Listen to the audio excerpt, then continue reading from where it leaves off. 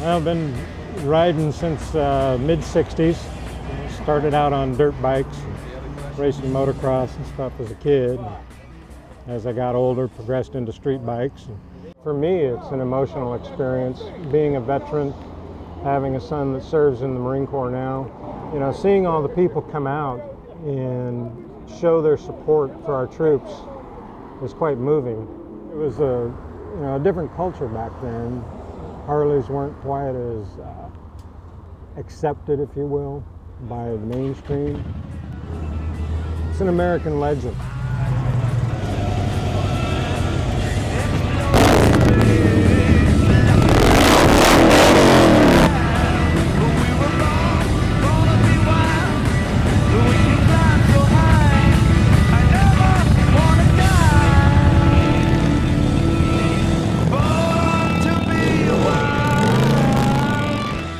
I've been riding motorcycles for over 30 years. I learned to ride really defensively when I was in the Philippines. They believe the bigger vehicle wins no matter what. Who's got the right of way? If the biggest vehicle is there, then they win. They've got a horn and a gas pedal. That's what they believe in. I think, but this is my opinion, that a lot of vets ride motorcycles. That they come back from stressful situations, and it's a way of, it's almost called motorcycle therapy. So vets connect with motorcycles a lot, and the fact that people will see motorcycles and they look, now you get a vet, a motorcycle together, and a cause, and now people are going to look at the motorcycle, look at the vet, and look at the cause, and those three things just kind of melt together very smoothly. The first demonstration ride was in May 1988. I remember it like it was yesterday. I was not too far from here on the top of a building watching when the first motorcycles came across the bridge. And when you heard the roar of those motorcycles, you knew that something very important and very meaningful was about to happen. First impression was, wow, what's going on? What are they doing? And I think the idea of the motorcycles is to bring attention, and it worked because it got my attention, it got other people's attention.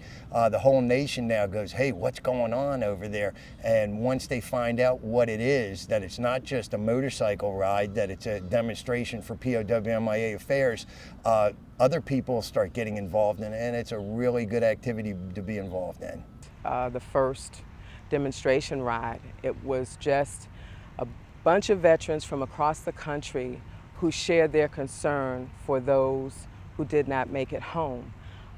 There were a number of veterans as well as civilians who shared their concern about doing the worst possible thing that you could do to a veteran or person who's enlisted, and that is to forget their contributions and those who paid the ultimate sacrifice. Started by Artie Mueller, who was a Vietnam vet, or is a Vietnam vet, and they just got a bunch of guys together to ride to protest the fact that the government wasn't doing everything it could to find people that were missing in action and prisoners of war. I don't think this influenced me to ride, but it was just, riding is something I've always wanted to do, and I very much enjoy riding. I like getting with guys that have the similar mindset that I have, that we can ride, that we can bring attention, that we can help people coming back from Afghanistan and Iraq, that we can show respect to the guys from World War II that come up to the World War II Memorial, that we can just be here and do something to let them know that we appreciate all their efforts. My three uncles who served in the Army during World War II.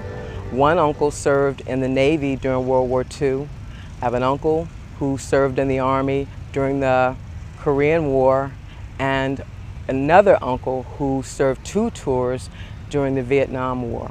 So every time I put on this vest and participate in any chapter activity, any Rolling Thunder activity, I do it not only to honor their service, but to also pay tribute to the men and women who are currently serving in Iraq and Afghanistan, and those wounded warriors who are here getting treatment. Okay, in the 70s, you would have things like Hell's Angels and other motorcycle clubs that really didn't have a good reputation with the American public, whereas Rolling Thunder, I think from the beginning, has had a very upstanding, worthwhile reputation. People will see us and they'll see us dressed like motorcycle type guys, and they'll say, oh, those are bad guys. And when we talk to them, we say, no, you don't understand.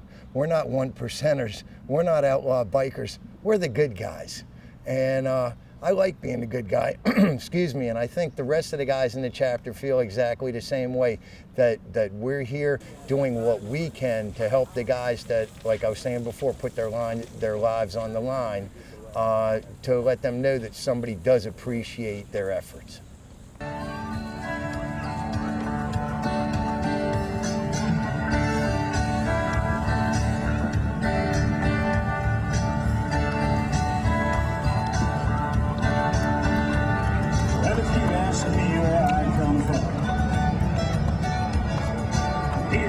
Tell everyone